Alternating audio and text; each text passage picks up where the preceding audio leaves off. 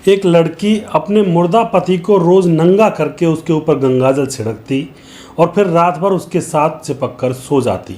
फिर दोस्तों एक दिन अचानक एक रात को कुछ ऐसा होता है कि वह जो लड़की होती है उसकी हालत ख़राब हो जाती है और फिर पूरे समाज में इस बात की चर्चा फैल जाती है। सभी लोग दांतों तले उंगली दबाकर रह जाते हैं। आखिर क्या हुआ था इस घटना के अंदर, पूरी जानकारी यहाँ पर लेने वाले हैं। वीडियो को अंत तक जरूर देखिएगा। नमस्कार, मैं हूँ सुदेश कुमार और ब्रेन डिमांड चैनल में आपका स्वागत है। यह घटना कानपुर के रावतपुर इलाके की है, जहाँ पर एक दीक्षित नाम का लड़का होता है जो कि पढ़ाई लिखाई कर रहा है और पढ़ाई लिखाई करने के बाद वह बैंक में लग जाता है और उसका प्यार एक लड़की के साथ हो जाता है। लड़की का नाम होता है रेखा। इसके साथ उसके तकरीबन पिछले 2 साल से प्रेम प्रसंग चले हुए थे। तो यहाँ पर ये दोनों ही अपने घर वालों को बताते हैं कि हम दोनों एक दूसरे से प्यार करते हैं। तो दोनों के ही घर वाले राजी हो जाते हैं, क्योंकि एक ही समाज के लोग थे, एक ही जात बिरादरी के थे।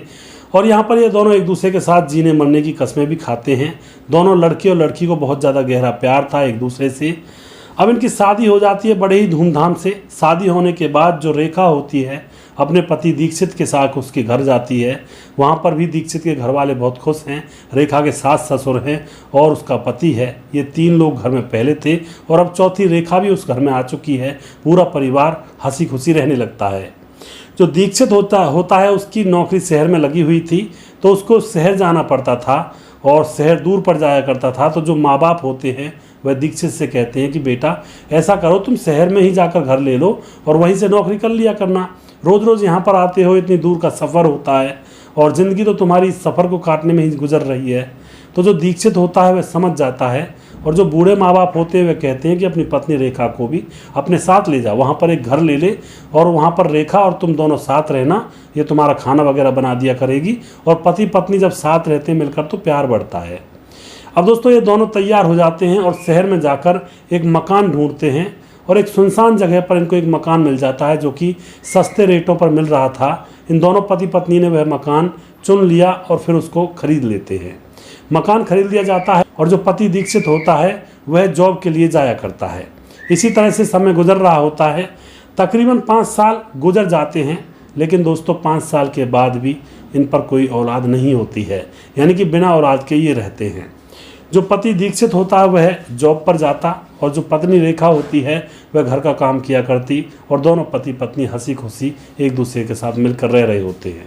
कभी कभार इनके जो बुजुर्ग माता पिता हैं वह मिलने के लिए भी इनके पास चले जाया करते और 10 दिन 20 दिन वहाँ पर रहकर फिर से वह वापस अपने गाँव चले आया करते। अब यहाँ पर क्या होता है, एक दिन जो दीक्षित होता है वह बैंक की नौकरी के लिए निकलता है। सुबह से शाम हो जाती है। शाम को उसको आने का समय था तो रेखा कहती है कि उधर से सब्जी ले आएगा, चलो इसको फ़ोन कर देती हूँ। तो अपने पति दीक्षित के फ़ोन पर फ़ोन करती है सब्जी मंगवाने के लिए कि बाज़ार से सब्जी ले आएगा, लेकिन दीक्षित फ़ोन नहीं उठाता है। अब रेखा परेशान होती है कि भाई बैंक की तो छुट्टी भी हो गई होगी और ये फ़ोन क्यों नहीं उठा रहे हैं। अगर बैंक में होते तो मैं यह भी समझती कि कोई काम होगा, लेकिन अब तो छुट्टी हो गई, छुट्टी का टाइम हो रहा है। फिर से रेखा दीक्षित अपने पति के पास फ़ोन करती है, लेकिन वह फ़ोन नहीं उठाता है। कई बार, कम से कम 50 बार वह अपने पति पर फ़ोन करती है, लेकिन उधर से फ़ोन उठता ही नहीं है।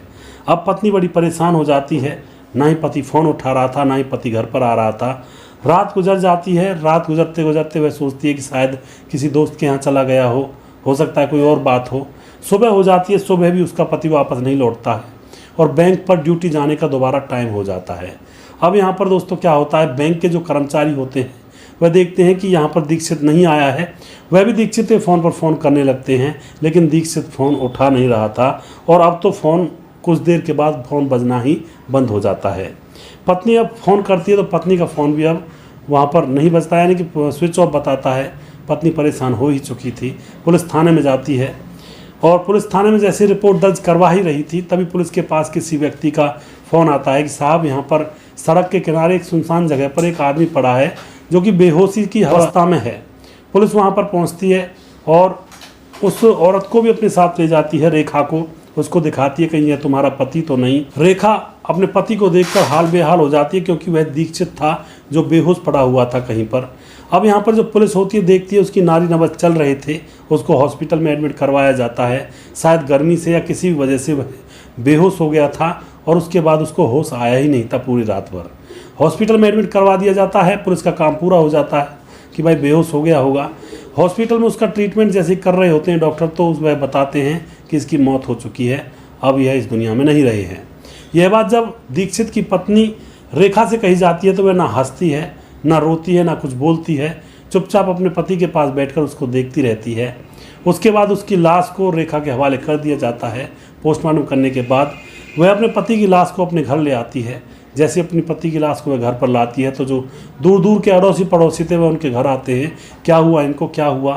तो वह अब पता नहीं पागल सी हो चुकी थी या फिर उसके दिमाग में कुछ और चल रहा था। वह पड़ोसियों से कहती है कि मेरा पति कोमा में है और ये जल्दी ही ठीक हो जाएंगे, मैं इनको ठीक कर लूँगी। यह बात वह पड़ोसियों से कहती है तो पड़ोसी भी समझते हैं शायद हो सकता है कोमा में चले गए हों। तो पत्नी अपने पति की लाश को बेडरूम में लिटा देती है और वहाँ पर उसके पास ही बैठ जाती है और पता नहीं क्या क्या उसके सामने बैठकर सोचती रहती है। इधर जो उस लड़के दीक्षित के माता पिता थे वह भी, उनको भी खबर लग जाती है तो वह भी वहाँ पर आते हैं और वह अपने बेटे को देखते हैं तो वह रोने लगते हैं और कहने लगते हैं कि यह तो मर चुका है। लेकिन पत्नी जो रेखा थी वह कहती है नहीं बाबूजी, ये मरे नहीं हैं, ये जिंदा हैं, ये कोमा में चले गए हैं। तो माँ बाप बूढ़े बड़े थे, अनपढ़ थे, वो सोचते हैं कि शायद कोई बीमारी होगी। वह अपनी बहू से कहते हैं कि बेटी तो फिर इसका अच्छे से ख्याल रखना और अच्छे से इसकी देखरेख करना। तो बूढ़े माँ बाप वहाँ से चले जाते हैं। उसके बाद जो रेखा होती है अपने पति को नहलाती है, फिर गंगाजल डालती है। गंगाजल को पानी में डालकर अच्छी तरह से पति को नहलाकर उसके शरीर को पोंछकर उसको अच्छे अच्छे कपड़े पहनाकर और उसके ही साथ वह रात को सो जाती है लिपट करके। इसी तरह से अब उसकी दिनचर्या बन चुकी थी। सुबह उठती, अपने पति को नहलाती धुलाती, उसके पास बैठती और फिर उसको साफ करके रात को उसके पास सो जाती। इसी तरह से 3-4 दिन गुजर जाते हैं तो अब उसके पति की लाश में से बदबू आने लगती है, क्योंकि लाश तो गलती है, सीधी सी बात है। अब जब बदबू आने लगती है तो पत्नी को कुछ भी पता नहीं महसूस नहीं हो रहा था या फिर वह बताना नहीं चाहती थी। तो अड़ोस पड़ोस के जो घर थे वह भी बहुत दूर थे, उनको भी महसूस नहीं हो रहा था बदबू की। तो एक आदमी वहाँ से गुजर रहा था तो उसको लगता है कि इस घर में से बहुत ज़्यादा बदबू आ रही है, तो उस घर के अंदर आता है, आकर के पूछता है कि ये बदबू कैसी है। तो वह जो औरत होती है वह बताती है कि मेरा पति कोमा में है और उसके शरीर से यह बदबू आ रही है, वह जल्दी ही ठीक हो जाएंगे। तो जो वह आदमी था वह ज़्यादा इस बात पर गौर नहीं करता है और वहाँ से निकल जाता है। अब दोस्तों धीरे धीरे कुछ समय 2-4 दिन और गुजरते हैं। वह अपने पति को पहुँचती, गंगाजल डालती और उसके पास से पककर सो जाती। लाश गलने लगी थी, बदबू दुर्गंध बुरी उठ रही थी। अब उसी दौरान लॉकडाउन लग जाता है। अब जैसे ही लॉकडाउन लग जाता है तो सभी लोग अपने घरों में थे, कोई भी बाहर निकल नहीं रहा था। और इसी तरह से कुछ दिन और गुजर जाते हैं। वह जो पत्नी होती है अपने पति को गंगाजल से नहलाती और उसी के पास चिपक कर सो जाती।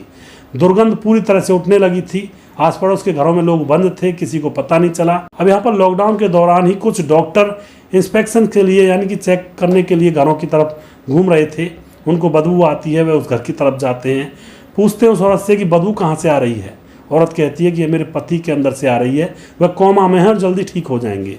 डॉक्टर ऊपर जाते हैं, उसके पति की लाश को देखते हैं तो फिलहाल उसके पति की लाश की हड्डियां निकल चुकी थी और वह पूरा गल चुका था। उसकी पत्नी उसको साफ करती और जो भी उसके ऊपर मांस निकलता गलकर उसको कूड़े में डाल दिया करती, यानी कि उसको साफ कर करके।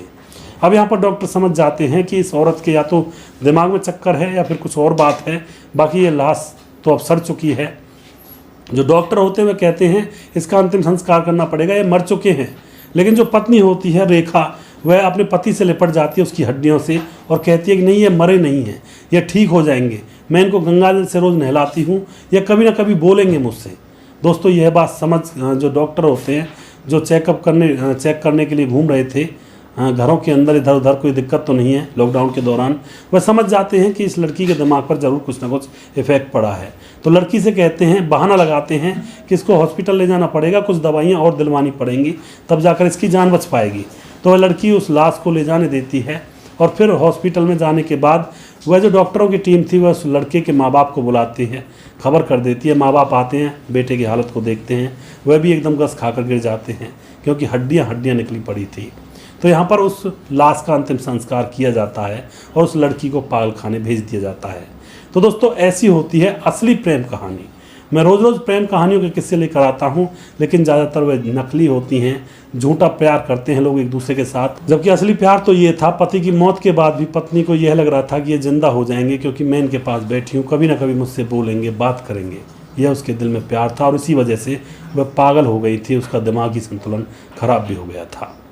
तो आप क्या कहना चाहोगे उस औरत के बारे में, क्या कहना चाहोगे इस घटना के बारे में? अपनी राय कमेंट बॉक्स में लिख सकते हैं और देखते रहिए ब्रेन डिमांड चैनल। अगला प्रोग्राम जल्दी फिर से लेकर आऊँगा, तब तक आप खुश रहें, सावधान रहें। जय हिंद, जय भारत।